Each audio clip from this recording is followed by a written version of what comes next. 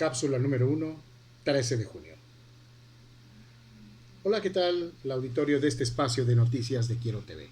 Nos encontramos con ustedes nuevamente en este espacio de Conociendo el Agua, compartiendo con ustedes toda una serie de, sobre todo, podemos decir, de elementos, componentes que tienen que ayudarnos a una mejor decisión o un mejor aprovechamiento, pero también para poder lograr esos objetivos es necesario entender todo lo que gira en torno del agua, como lo hemos reiterado, ¿no?, en este espacio que es de educación hídrica. Bien, en este momento se encuentra sobre todo ya en un proceso para ser publicado el nuevo programa hídrico nacional, conforme a lo que establece no solamente la Ley de Aguas Nacionales, sino la propia Ley de Planeación y los artículos 25 y 26 de la propia Constitución, para lo que uno desea, ¿no?, en este escenario idóneo, de que efectivamente los ejercicios de planeación sean para ejecutarse, sean para cumplirse y no se queden en buenas intenciones, como la mayor parte de las veces se ha visualizado y como no parece ser tampoco la excepción en esta ocasión. Realmente manifestaré sobre todo ese pesimismo, pero también queda uno en claro: ¿realmente fueron tomadas en consideraciones las necesidades o solo las percepciones? Porque independientemente de que se diga que se escucha a la gente, que se escuchan las necesidades, están las percepciones de un grupo político que son con las ideas que llegó sobre todo a la elección.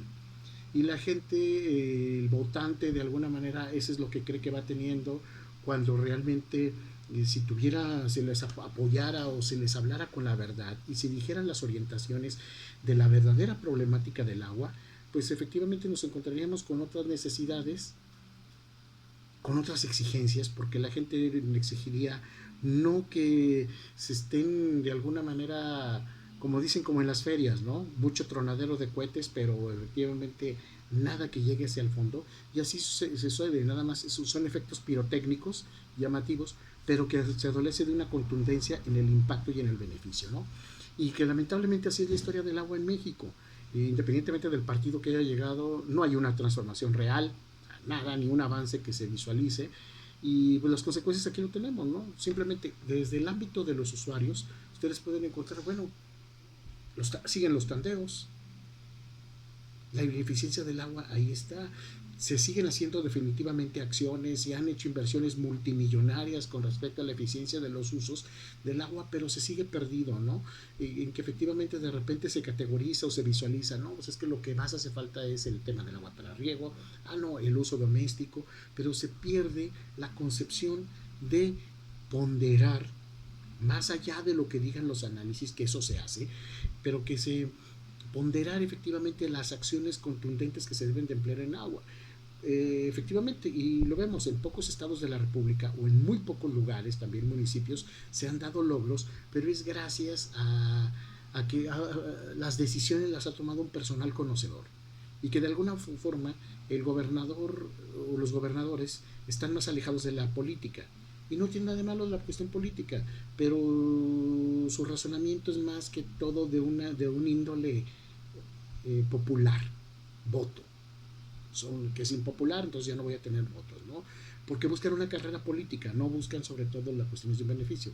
Quienes de alguna manera son más fríos han dejado obras o han dejado acciones que vienen a ser contundentes y ahí permanecen, ¿no? Acciones que van más allá de un propio sexenio. Bien, ¿cuál es uno de los detalles? Y a esto voy. En las cuestiones del plan hídrico nacional llega momentos, y sobre todo no nada más ahí, sino en las iniciativas también hasta ciudadanas que se han presentado con base a esa convocatoria de esa nueva, esa tan urgida legislación general en materia de aguas, nos encontramos con que se pondera nada más el uso doméstico. Miren, la ley de aguas nacionales actual ya contempla la prelación del uso doméstico, pero aún así el agua debe de ser empleado en todos los sectores. Y ya no, ya en la próxima semana les ahondaré sobre todo en este extravío que se presenta, sobre todo con la claridad en el tema de producción hasta alimenticia, que de repente vamos a producir más alimentos o vamos a hablar de la tan cacareada y desgastada soberanía alimentaria, que esos conceptos de soberanía son burdos, o sea, son desfasados, ni siquiera ya aplicables a una realidad del siglo XIX, cuanto más al XXI. Entonces, bueno, ya eso ya lo abordaré la siguiente semana, con ustedes, pero bueno, recuerden, vamos a nuestra sección de nuestro glosario hídrico para entender sobre todo cuáles son los conceptos que se aplican de manera técnica en el agua, ¿no? El análisis de aguas negras. Estas se efectúan para determinar la fuerza, efectos potenciales dañinos al disponer de ellos, de esas aguas, y el progreso que se realiza en su tratamiento. O sea, vean, se analiza el mismo potencial del agua negra con los efectos dañinos que tenga, pero también el análisis nos debe despertar no solamente que es contaminante, sino qué proceso se requiere para descontaminarlo y posteriormente usar esa agua con afanes de reutilizar. Y al reutilizar, sabemos, se causan impactos positivos a favor de conservar el agua. Bueno, recuerden comentarios y sugerencias a alfro@yahoo.com. Nos vemos la próxima semana.